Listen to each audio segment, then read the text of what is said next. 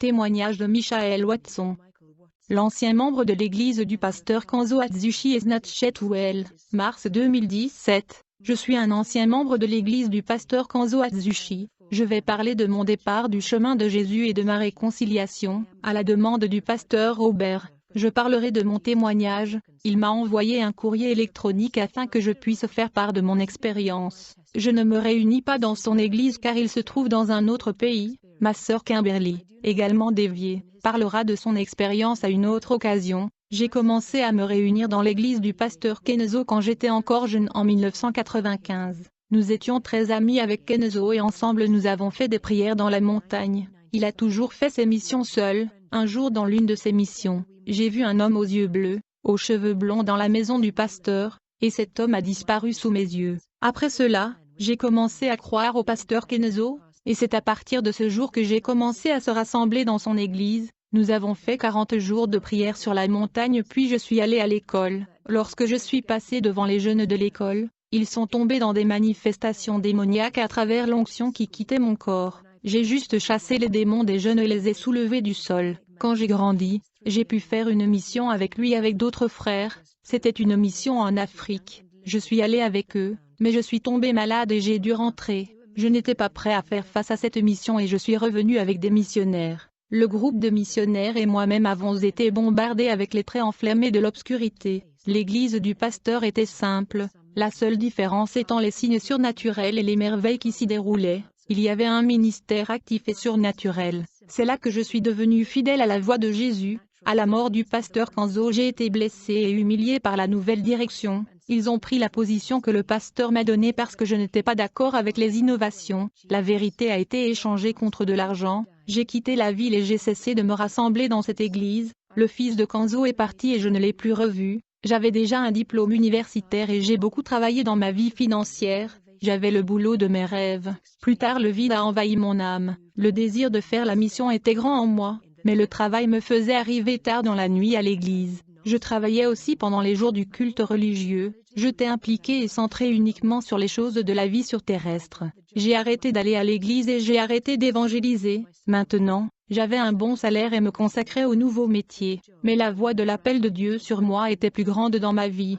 J'ai quitté mon travail, mais mon patron a augmenté le salaire pour me retenir au travail. Je savais que c'était la stratégie du diable de ne pas me laisser faire la mission. J'ai rejeté le salaire et je me suis fait virer. En rentrant chez moi, je me suis réconcilié avec Jésus. Un démon m'est apparu furieusement et a pointé son doigt sur moi. Et de son doigt, un javelot noir est sorti et a frappé mon sein gauche. À vrai dire, je n'étais pas revêtu de l'armure de Dieu, car je n'avais pas une vie de prière, et je ne m'étais pas sanctifié depuis longtemps. Aussitôt que ce javelot noir mal, en fait j'ai ressenti une vive douleur à la poitrine, et ce démon s'est moqué de moi. La fléchette qui m'a frappé a fait battre mon cœur de façon rapide. Du coup mes yeux s'assombrirent. Quand je me suis réveillé, j'étais déjà en enfer. En fait je n'avais jamais été enlevé auparavant. C'était mon premier ravissement, et j'étais confus parce que je me suis retrouvé en enfer, même si je me suis réconcilié avec Dieu.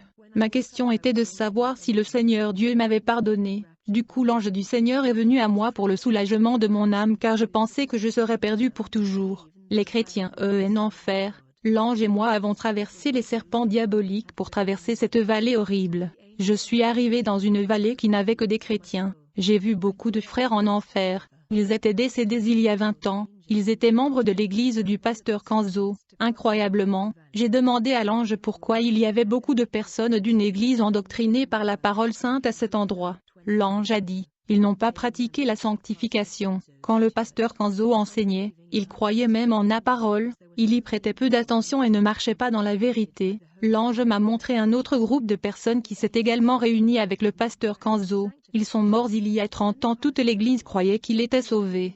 J'ai demandé à l'ange avec un grand étonnement pourquoi ils étaient à cet endroit. L'ange a déclaré, ils n'ont jamais cru à la doctrine de leur pasteur et ils se sont dit que c'était une exagération. Ils ont appelé sa doctrine incroyable et ils n'ont jamais voulu marcher dans la sainteté. Il avait tant de doutes, mais ils n'ont pas demandé des réponses à Dieu. S'ils avaient prié le Seigneur Jésus, il le révélerait et le confirmerait. L'ange m'a montré 3 jeunes hommes en enfer qui se sont également réunis avec moi. Ces jeunes hommes se sont levés contre le ministère du pasteur Kanzo après sa première expérience. Il l'appelait un vieil homme fou, radical et plein d'hallucinations, et ces jeunes hommes ont toujours dit que c'était l'effet des drogues qu'ils consommaient. Ils se sont rebellés contre leur propre berger et il ne leur a pas fallu 1 an pour rencontrer la mort. Les démons ont utilisé ces jeunes hommes pour persécuter le pasteur. Ces démons se moquaient de ces jeunes hommes et disaient ceci: c'est nous qui vous avons utilisés. Ces jeunes hommes ont été cruellement tourmentés. Je pensais que dans une église sacrée, tout le monde était sauvé. Mais l'ange m'a prouvé qu'il y avait aussi de l'ivraie dans les églises sérieuses. Ils sont le problème et provoquent la division au sein des églises. L'ange a dit: regardez combien d'âmes sont perdues dans une vraie église. Maintenant, regardez à votre gauche. J'ai regardé et vu des millions de personnes descendre d'une grande falaise à l'envers. L'ange a dit: ce sont tous les chrétiens des églises. Ils ont marché le long de la voie large et la grande porte. La Bible dit: entrez par la porte étroite, car large est la porte, spacieux est le chemin qui mène à la perdition, et il y en a beaucoup qui entrent par là. Mais étroite est la porte, resserré le chemin qui mène à la vie, et il y en a peu qui les trouvent. Notez que le nombre de ceux qui sont perdus dans les églises sans véritable enseignement est plus grand. J'ai été effrayé par ces grands nombres des âmes perdues dans ces fausses églises. Il y a des millions et des millions des âmes perdues. Cela ne se compare pas aux âmes perdues dans les églises qui enseignent la vérité. Le nombre de personnes perdues dans les églises de doctrine est peu nombreux. Seuls ceux qui ne voulaient pas vivre l'évangile malgré l'audition de la parole de Dieu qui leur avait été prêchée n'y arrivaient pas. Il n'y a aucune excuse parce qu'ils ont entendu la vérité. Les églises sans la doctrine de Dieu envoient toutes les âmes en enfer et il y en a des millions. J'ai vu une multitude de personnes en enfer qui ont entendu ou lu des témoignages de l'enfer et du ciel. Ils n'étaient pas considérés innocents parce qu'ils connaissaient la réalité spirituelle. J'ai demandé à l'ange ce que cela signifie. L'ange a dit: tous ceux qui ne sont que dans cette partie de l'enfer ont entendu des témoignages de ravissement d'esprit. Un parti a cru, mais n'a pas essayé d'approcher Dieu et la mort les a avalés. La plupart d'entre eux sont incrédules et doutaient de leurs expériences. L'ange m'a montré une autre foule de personnes qui avaient entendu le témoignage de l'enlèvement du pasteur Kenzo et qui ne s'étaient toujours pas convertis.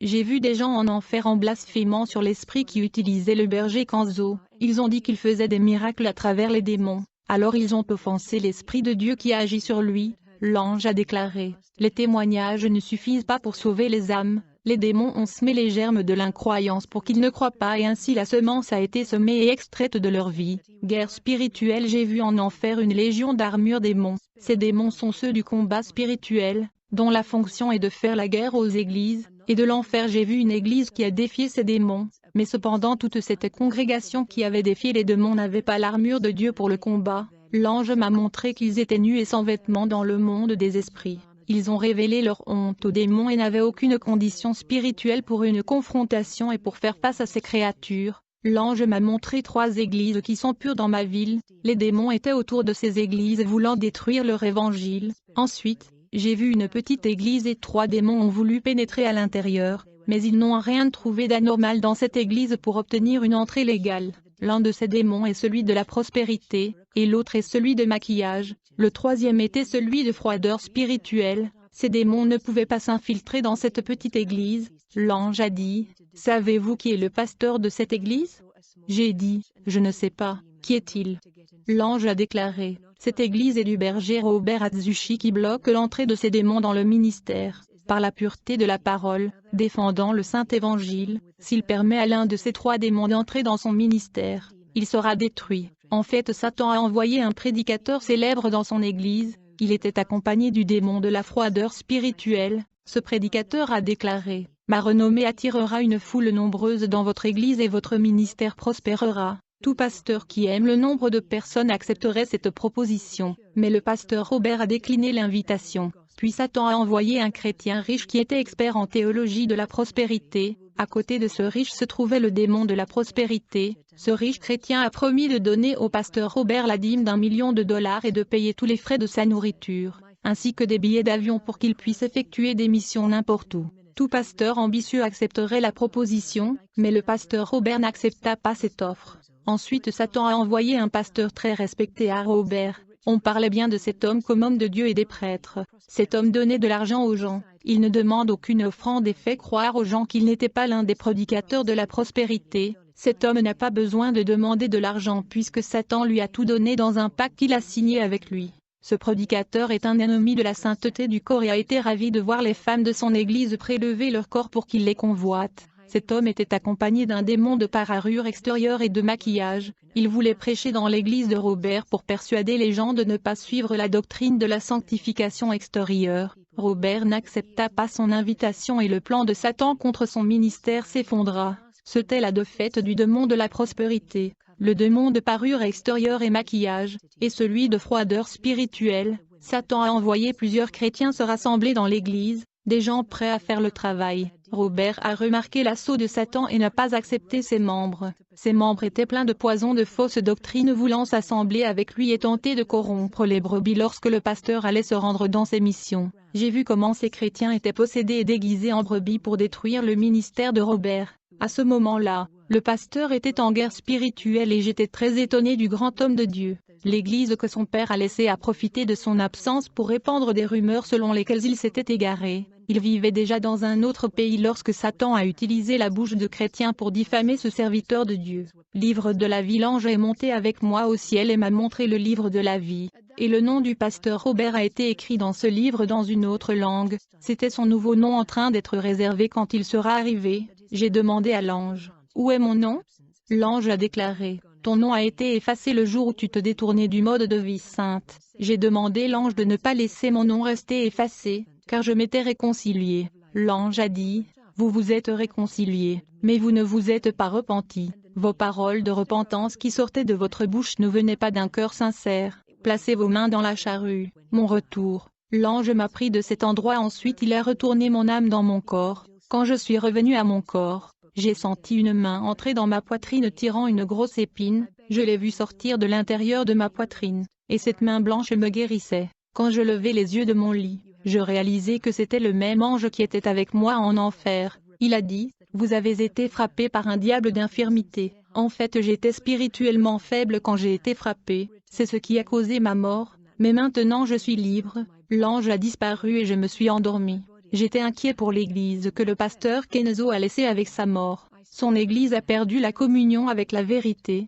Les leaders restants ont échoué à garder les mêmes enseignements. Il ne sert à rien de faire partie d'une église de doctrine si vous ne vivez pas la sainteté prêchée. De toute façon, Dieu ne veut pas de membres, mais de praticiens de la vérité. J'ai commencé à prier et ma communion avec Dieu est devenue plus forte. Puis Jésus m'a montré un groupe de personnes en robe blanche et leurs visages brillaient. Je n'ai pas vu le Seigneur Jésus dans la vision, mais j'ai entendu sa voix. Il était juste en train de me montrer les visions. J'ai demandé à Jésus, « Seigneur, qui sont ces gens en blanc ?»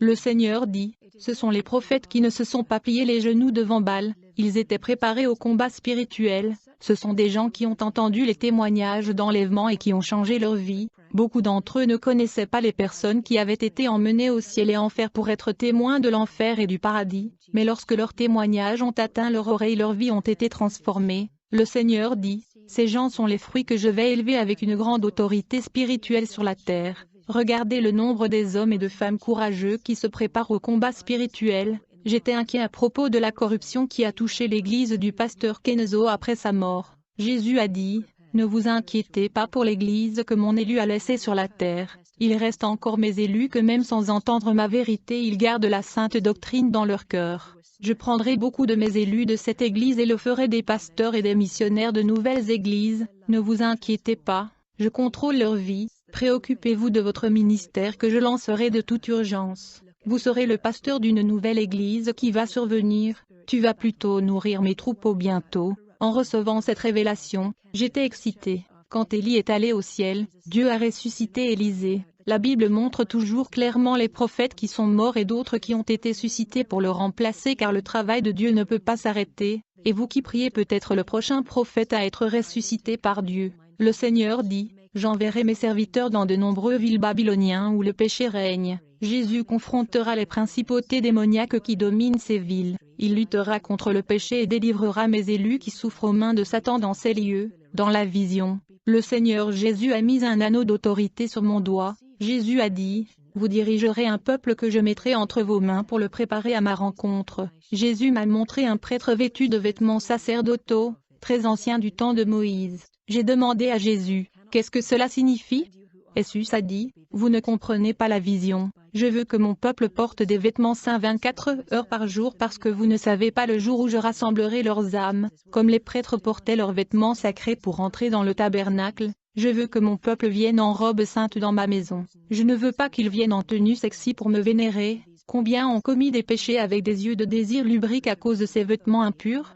Les corps saints sont corrompus à cause de ce vêtement sensuel, et ma maison est souillée par le péché de la nudité. Ces femmes ont été des pierres d'achoppement et ont provoqué des désirs charnels pour créer de mauvais désirs dans leur cœur. Jésus a dit, « Il y a des choses abominables dans les maisons de mes serviteurs. » Jésus m'a montré des CD, des télévisions, des images et des affiches de chanteurs qui ne sont pas chrétiens. D'autres avaient des images de chanteurs estampillées sur la chemise. Les serviteurs de Dieu conservaient les vêtements du monde sous forme de shorts, de mini-blouses et de pantalons serrés. J'ai aussi vu un produit de magasin sexy à l'intérieur des armoires. Jésus a dit, « Dites-leur de retirer tout ce qui attire le péché et de jeter ces abominations qui sont à l'intérieur de leur maison et qui leur infligent des malédictions. » Peuple de Dieu, Jésus s'est-il peint et a-t-il mis des boucles d'oreilles?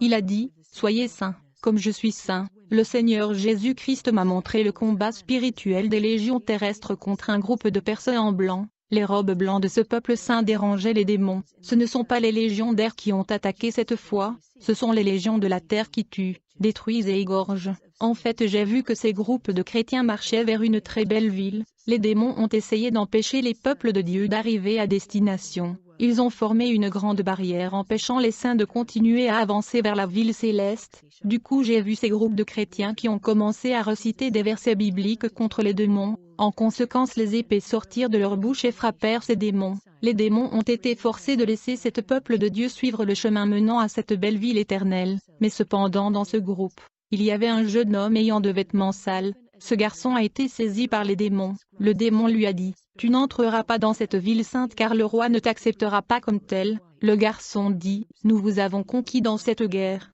Nous avons le droit d'entrer dans la ville du roi. » Les démons ont dit, « Ils ont vaincu nos légions par la parole qui sort de leur bouche. Ils ont vaincu en changeant leurs vêtements, en enlevant ceux qui étaient sales et en portant ceux qui étaient propres. Ils ont obéi aux commandements et instructions du roi. Pour votre disqualification, vous n'avez pas suivi les lois du royaume céleste du roi. Vous n'avez pas changé de vêtements pour mettre de vêtements blancs et n'avez pas obéi aux règles en enfreignant l'ordre du roi. Vos vêtements sont impropres et donc vous ne pouvez pas entrer dans cette ville et prendre part au festin du roi. Les serviteurs du roi ne vous laisseront pas dans le palais. Vous n'avez pas changé vos robes du monde et n'entrerez pas car le roi vous a laissé entre nos mains. » J'ai vu le garçon se mettre à pleurer de ne pas pouvoir entrer dans la ville du roi, en restant en dehors de la fête. Jésus m'a révélé la vision disant que beaucoup seront laissés de côté quand il reviendra. But when the king came into the guest, noticed a mentor who one wearing wedding cloth, do the asked, how did you get in or with wedding cloth, frien?Tement was speechless, then the king told l'attendant, him en foot, en throw him outside, un tot darkness, where there will be weeping and gnashing of teeth. Mariage. Jésus m'a parlé des mauvais mariages entre chrétiens et méchants. Ceux qui ne servent pas Dieu font du mal aux gens qui me servent. Ceux-ci entraînent les serviteurs de Dieu dans les ténèbres. Jésus m'a révélé que ces serviteurs n'ont aucune patience et ils épousent les méchants pour satisfaire leurs désirs de la chair. Ils ne prient pas pour le bon conjoint et ne s'attendent pas à ce que Dieu réponde à cette prière. Il en résulte un divorce contraire à la volonté de Dieu. Jésus m'a montré une femme en robe de mariée. Cette femme a marché sur une route et il y avait beaucoup de barrières sur son chemin, et derrière cette grande barrière de pierre, un loup noir se cachait pour la dévorer. Cette femme n'est pas passée par le chemin de pierre et a fait un grand virage. Cette femme savait que le fou attendait en cachette pour l'attaquer dans la révélation. Jésus m'a dit que l'Église devait faire preuve de vigilance pour ne pas tomber dans les griffes de Satan. Jésus m'a montré les martyrs qui sont tués dans les pays musulmans. Jésus m'a dit, les démons veulent paralyser son vrai en utilisant les hommes qui détestent ma parole. Mais le sang de ses frères ne seront pas versés en vain. Leur mort n'était pas leur défaite. Ils sont au paradis. La principauté de cet endroit est tombée, car l'évangile y est entré et le prince des ténèbres qui commandait ce territoire s'est affaibli. Les légions de démons que j'ai vues à cet endroit ont essayé de dresser des barrières pour empêcher l'évangile d'y entrer. Ils ont utilisé ces hommes sanguinaires qui ont enlevé la vie des serviteurs de Dieu. Ils sont morts. Mais la parole qui sortait de leur bouche était là. La parole de Dieu ne peut pas mourir, car elle est éternelle et garantit la vie. Jésus m'a montré que plus de martyrs verseraient leur sang et mourraient dans la grande persécution. Jésus m'a dit que le vent soufflerait pour tester les fondements, qu'elle soit construite sur le roc ou dans le sable, qu'elle soit construite en vérité ou en fausse doctrine. Peuple de Dieu, où fondez-vous vos racines?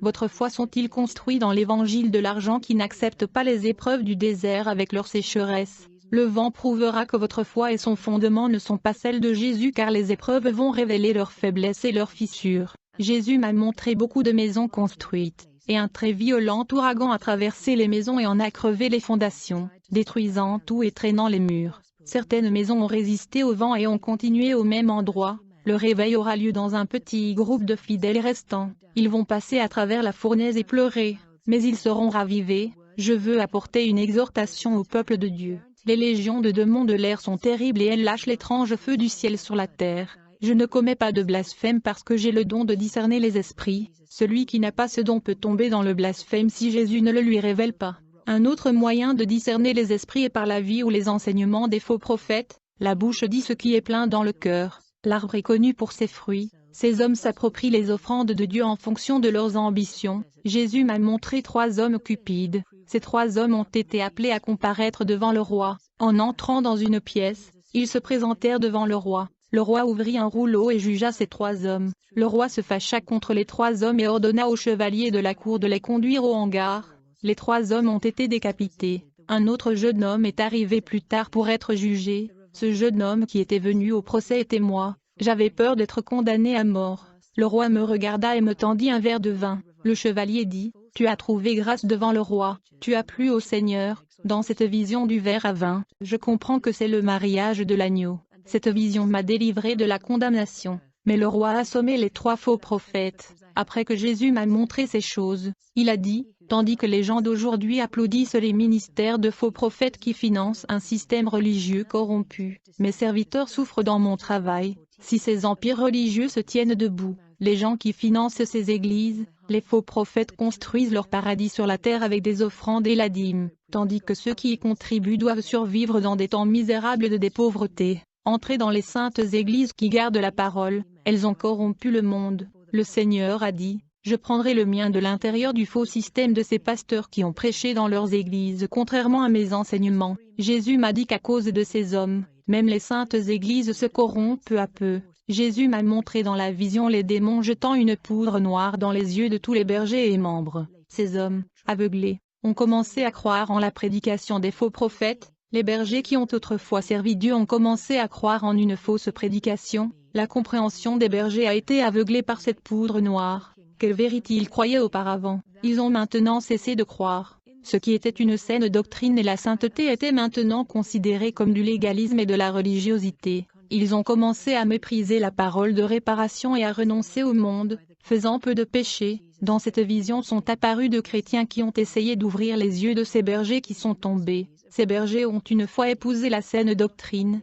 Maintenant, ils ne voulaient plus croire la parole et se moquaient toujours de l'enseignement de la sanctification. Ces pasteurs ont déclaré, ces enseignements ont été prêchés dans le passé. Le temps présent est différent. Il s'agit d'une nouvelle génération et nous le sommes aujourd'hui. Les doctrines ont été innovées et adaptées à cette génération. Les 2 chrétiens qui ont essayé de les alerter du danger étaient tristes. C'était le Saint-Esprit qui était affligé en eux. Les 2 chrétiens se sont retirés de la présence de ces bergers. Jésus m'a dit, cela ne sert à rien. Leur esprit a été assombri par la duperie. Ils sont aveugles et ont besoin d'être guéris de leur aveuglement. Jugement. Jésus m'a montré leur jugement. L'idolâtrie de l'argent, des maisons, des appartements, des voitures ou de toute propriété sera un obstacle majeur au salut. L'Église qui adore le matérialisme est vouée à la destruction. Il y a beaucoup d'incroyants qui sont à l'intérieur de l'Église. Dans la vision, une épée est descendue du ciel contre ces hommes. Jésus m'a dit à cause des cœurs amoureux de l'argent et des choses matérielles, il y aura une augmentation des tremblements de terre pour détruire les dieux matériels auxquels beaucoup de gens s'accrochent.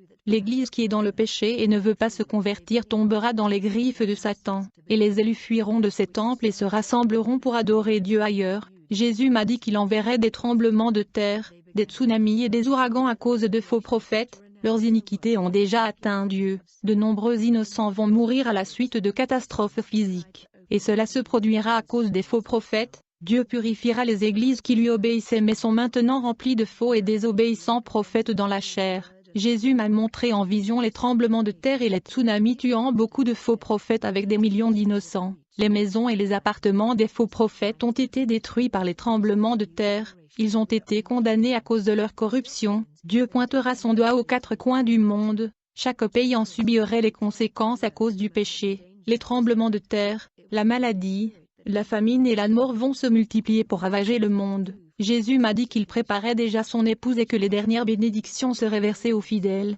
tandis que les châtiments seraient punis par la vie des rebelles. Jésus m'a montré une main géante mesurant le globe avec une ficelle. Il y aura une nouvelle construction d'un nouveau ciel et d'une nouvelle terre, mais la planète sera détruite. Le jour du jugement des juges, avocats, hommes politiques, les faux prophètes arriveront, car ils ont soutenu l'injustice sur terre. Livre évangélique. Jésus m'a montré des éditeurs de livres évangéliques. Ces éditeurs ont commercialisé la parole de Dieu, enrichissant les éditeurs. Ils vendent la parole de Dieu et tout l'argent n'est pas pour aider les nécessiteux. Les propriétaires d'éditeurs évangéliques s'enrichissaient chaque jour davantage. Antichrist, Biste, Vatican, Pape, Église catholique. Jésus m'a montré un monstre avec plusieurs têtes qui provenaient des profondeurs de la terre. Ce monstre est allé en Italie et s'est assis sur le trône du Vatican. Et puis cette terrible créature a été transfigurée en pape. Il a réuni toutes les religions par le biais d'une nouvelle loi œcuménique. Les églises qui n'ont pas accepté et refusé cet accord ont été persécutées,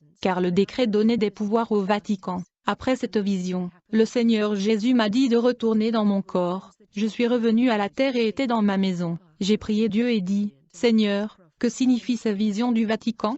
Jésus m'a dit que l'Église ne se lèverait pas avant que les signes ne soient accomplis. Je veux dire à l'Église que les serviteurs de Dieu verront l'Antéchrist. Cela va être le plus grand signe du retour de Jésus, et beaucoup en voyant l'Antéchrist se réveilleront dans leur prière et le dernier réveil viendra sur ceux choisis qui seront enlevés. L'Église passera par la tribulation. Jésus m'a répondu, « Fils, après tant de révélations sur l'Église, tu as encore des doutes. Je t'ai tellement parlé et tu ne comprenais toujours pas. » Après ce message, j'ai médité sur la parole de Dieu, raptage secret. Après ces révélations, j'ai prié Jésus de voir s'il y aurait un enlèvement secret. Jésus m'a montré une vision d'un figuier vert. Il a dit, « Les fruits ne sont pas mûrs. Si je venais pour obtenir l'Église à l'avance, je n'aurais aucune récolte. Beaucoup n'en seront pas conscients et ne seront pas sauvés. Je dois préparer le peuple à travers les signes et les prophéties du temps de fin, Église de Dieu. » J'ai reçu cette révélation. Lorsque l'Église sera enlevée, il n'y aura plus de seconde chance.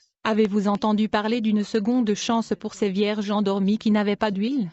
Avez-vous déjà entendu parler d'une deuxième chance après l'inondation? Quand les portes de l'arche furent fermées, elles ne s'ouvrirent plus à personne. S'il n'y aura pas de salut après l'enlèvement, alors qui sont les martyrs? Les martyrs qui mourront ne sont pas le peuple après l'enlèvement, ils mourront avant l'enlèvement. Numéro 3. Je tiens à préciser le numéro 3. Dans le jardin d'Éden apparaissent trois créatures, Adam, Ève et le diable. Na a eu trois fils qui ont colonisé le pays après le déluge. Abraham a été visité par trois anges. Joseph d'Égypte avait trois rêves. En Égypte, il y a eu 3 jours d'obscurité. Daniel a prié 3 fois par jour. Le temple de Salomon était divisé en 3 parties. Le prophète Jonas a passé 3 jours et 3 nuits dans le ventre de la baleine. Matthieu a vu 3 personnes au moment de la transfiguration qu'était Jésus. Moïse et Élie. Jésus est ressuscité le 3e jour après sa mort. 3 étaient les sages qui ont apporté des cadeaux à Jésus quand il est né. Pierre a renié le Christ 3 fois. Apocalypse.